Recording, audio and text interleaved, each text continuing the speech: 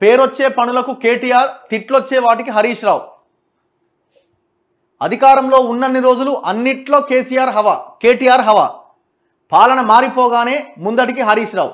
Assembly సెషన్లో corner అయిన బావ, ప్రేక్షక పాత్రలో బామ్మర్ది. నెగిటివ్ విషయాల్లో కావాలని హరీష్ రావును ముందుకు నెడుతున్నారన్న టాక్. ఇప్పుడు ఇక్కడ ఎవరికి ఉండాలా తెలివి?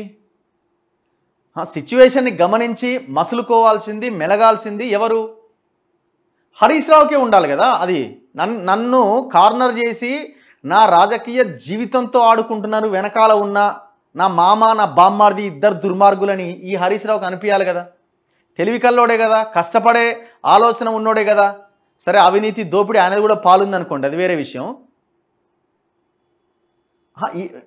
కొన్ని పాజిటివ్ పాయింట్స్ కూడా ఉన్నాయి కదా. మరి ఈయనకు ఆలోచన ఉండాలి కదా. మామని భుజాల మీద ఎత్తుకుందామని చెప్పి అనుకుంటున్నాడు, కానీ నువ్వు భుజాల మీద ఎత్తుకుంటున్నది నీ బామ్మార్దిని అన్న విషయం మర్చిపోతున్నావు. నువ్వు కాపాడుతున్నది నీ బామ్మార్దిని, ఒక దొంగని కాపాడుతున్నావు నువ్వు.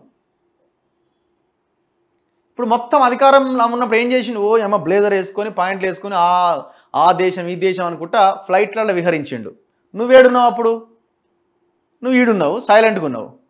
చివరికి నీకు 2014లో మంత్రి పదవి ఉడబిక్తే 18లో గెలిచిన తర్వాత కనీసం నిన్ను పట్టించుకున్నారా?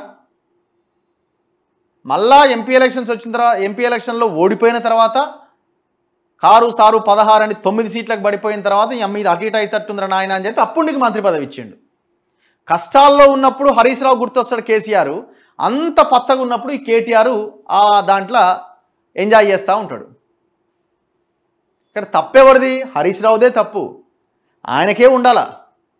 ఇంకెంతకాలం ఊడిగం చేస్తావు? ఎంతకాలం ఊడిగం చేస్తావు? ఆ పార్టీని ఇంకెంత మోసి మోసి మోసి కాపాడే ప్రయత్నం చేస్తావు?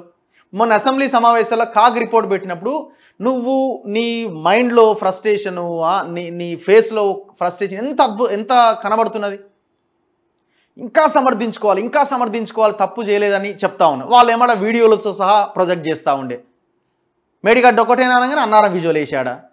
ఇచ్చేది బాయనా? నీకెందుకు ఈ బాధ?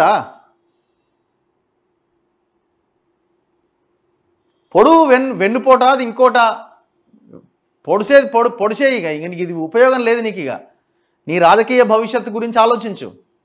నీకు నీ మామ ఎంత ఉపయోగపడ్డాడో అంతకంటే డబల్ ట్రిపుల్ 100 రెట్లు నీ మామకు నువ్వు ఉపయోగపడ్డావు. హరీష్ రావు గారు ఇది గుర్తుంచుకోండి, ఆలోచించండి. అసలు నీకు ఇప్పుడు హరీష్కి కేటీఆర్కి ఏమైనా పోలికుందా అండి? అస్సలు ఏమన్నా తెలివి విషయంలో కానీ, మాట్లాడే విషయంలో కానీ, ఇంకేదన్నా విషయంలో ఏమన్నా కష్టపడే విషయంలో తెలివి ఉందా? ఏమైనా కంపారిజన్ ఉందా? బీఆర్ఎస్ పార్టీలో కేసీఆర్ తర్వాతి లీడర్ ఎవరని అడిగితే ఎవరైనా మరో ఆలోచన లేకుండా కేటీఆర్ అని చెప్పేస్తారు. బీఆర్ఎస్ హయాంలో సీఎం చైర్లో కూర్చోలేదు, కానీ అన్ని డిపార్ట్మెంట్లను ఆయనే ఓ సీఎం లెక్క హ్యాండిల్ చేశారన్న వాదనలు ఉన్నాయి. ఇప్పుడు ఇంకొక విషయం, నువ్వు ఫైనాన్స్ మినిస్టర్వి ఏది మన ఈ కార్ల రేసింగ్ సంబంధించిన దాంట్లో క్యాబినెట్ అప్రూవల్ లేకుండా, నీకు కనీసం ఇన్ఫర్మేషన్ లేకుండా 53 కోట్ల రూపాయలు సింగిల్ ట్రాన్సాక్షన్లో వాడు అరవింద్ కుమార్ కొట్టి అవతల పడేసే. ఎందుకు కొట్టినామంటే కేటీఆర్ చెప్పిండని. నీకు అర్థం ఉండాలి కదా. నిన్ను కూడా హైజాక్ చేసి ఓవర్టేక్ చేసి మొత్తం ఆయనే హ్యాండిల్ చేసిండు కదా. కానీ ఇప్పుడు అధికారం పోయేసరికి కేటీఆర్ను సైలెంట్ చేసి హరీష్ను ముందుకు దోశారన్న చర్చ జరుగుతున్నది. ఎందుకు హరీష్ని ముందుకు దోసి ఇప్పుడు కేటీఆర్ సైలెంట్ అయ్యిండు? స్టార్టింగ్లో కొంత హడావుడి చేసిండు. కారణం ఏంటంటే కేటీఆర్ మాట్లాడే మాటల వల్ల పార్టీ ఇంకా సర్వనాశనం అవుతుంది. ఆ లీడర్లందరూ బెదిరించారట కేసీఆర్ని, నువ్వు ఆ కేటీఆర్ని కనుక ముందు పెడితే మేము పార్టీలో ఉండం. ఎందుకంటే ఆ నోడు 6 తర్వాత ఒకటి మాట్లాడుతుంది, 6కు ముందు ఒకటి మాట్లాడుతుంది. ఇష్టం వచ్చినట్టుగా ప్రజలే తప్పు చేశారు, ప్రజలు అసలు మాకు ఓట్లు వేయలేదు, ఎందుకు ఓటు వేయలేదు, మీరే తప్పు చేసిరు, ఇట్లా రకరకాలుగా మాట్లాడిండు. తర్వాత మళ్ళీ నాదే బాధ్యత అని చెప్పుకుని అప్పటికే జరగాల్సిన నష్టం జరిగిపోయింది. పేరొచ్చే పనుల్లో కేటీఆర్ను, తిట్లొచ్చే వాటికేమో హరీష్ రావును ముందుకు తెస్తున్నారని బీఆర్ఎస్ నేతలు చెప్పుకుంటున్నారు. అందుకు మొన్నటి అసెంబ్లీ సమావేశాలు, గతంలో ఉప ఎన్నికల సమయంలో అప్పగించిన బాధ్యతలను ఉదహరిస్తున్నారు. అసెంబ్లీ సమావేశాలు జరిగినన్ని రోజులు హరీష్ ఒక్కరే బీఆర్ఎస్ తరపున అన్నింటినీ హ్యాండిల్ చేయాల్సి వచ్చింది.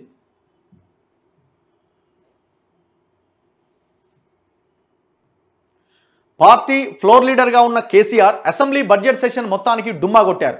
కేటీఆర్ లీడ్ తీసుకుంటారేమో అని అంతా అనుకున్నా సెషన్ మొత్తంలో అప్పుడప్పుడు తప్ప ప్రేక్షక పాత్రకే ఆయన పరిమితమయ్యారు, సైలెంట్గా ఉండిపోయారు. ఫస్ట్ సెషన్లో ఫైనాన్స్, విద్యుత్ శాఖలపైన వైట్ పేపర్లు, సెకండ్ సెషన్లో కీలక బిల్లులు, కులగణన తీర్మానం, కేఆర్ఎంబీకి ప్రాజెక్టులు ఇచ్చేది లేదన్న తీర్మానంతో పాటు ఇరిగేషన్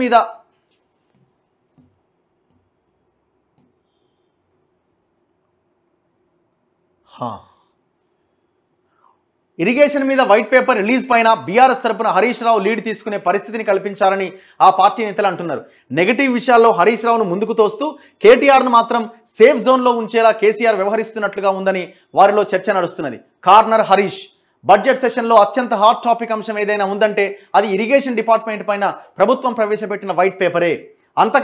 అంతకన్నా ముందే ఎమ్మెల్యేలను మేడిగడ్డ బ్యారేజీ దగ్గరికి ప్రభుత్వం తీసుకెళ్లి అక్కడి పరిస్థితిని వాళ్లకు తెలిసేలా చేసింది. బీఆర్ఎస్, బీజేపీ వాళ్ళను పిలిచినా వెళ్లలే.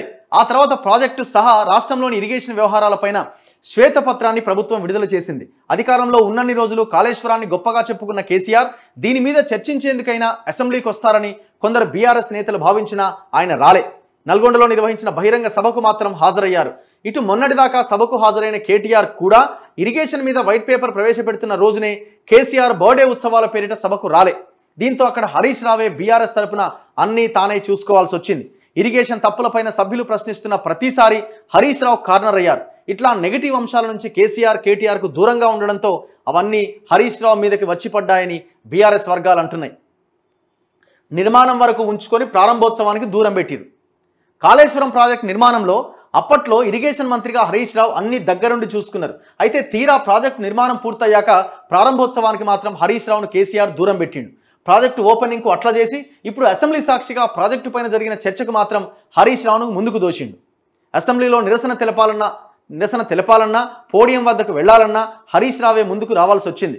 వాకౌట్ విషయంలో కూడా ఆయన లీడ్లోనే పార్టీ నేతలు నడిచారు. ఓడిపోయే స్థానాలకు హరీష్ రావు ఇన్ఛార్జ్.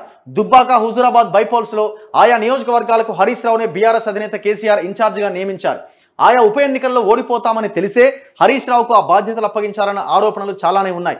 అయితే ఆ తర్వాత జరిగిన మునుగోడు ఉప ఎన్నికలో మాత్రం కేటీఆర్కు ఇన్ఛార్జిగా బాధ్యతలు అప్పగించారు. మునుగోడులో బీజేపీని ఓడించేందుకు కమ్యూనిస్టులతో పొత్తు పెట్టుకుని బరిలోకి దిగిన బీఆర్ఎస్ గెలుస్తామని ముందు నుంచి ధీమాతో ఉన్నది.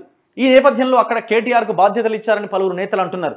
అంటే గెలిస్తే క్రెడిట్ కేటీఆర్కు, ఓడితే తిట్టు హరీష్ రావుకు అన్నట్టుగా బీఆర్ఎస్ అధినేత కేసీఆర్ వ్యవహరించారన్న విమర్శలు వ్యక్తమవుతున్నాయి. ఇప్పుడు కూడా అదే ధోరణితో ఉన్నారన్న చర్చ నడుస్తున్నది. ఇప్పుడు తప్పు పట్టాల్సింది ఎవరిని? కేటీఆర్ను, కేసీఆర్ని కాదు. వాళ్ళు దొంగలు, దుర్మార్గులు, అది వాళ్ళు అట్లనే ఉంటారు. మరి నువ్వు పార్టీ కోసం ఇంత కష్టపడి మరి నీకుండాలి ఆ ఆలోచన.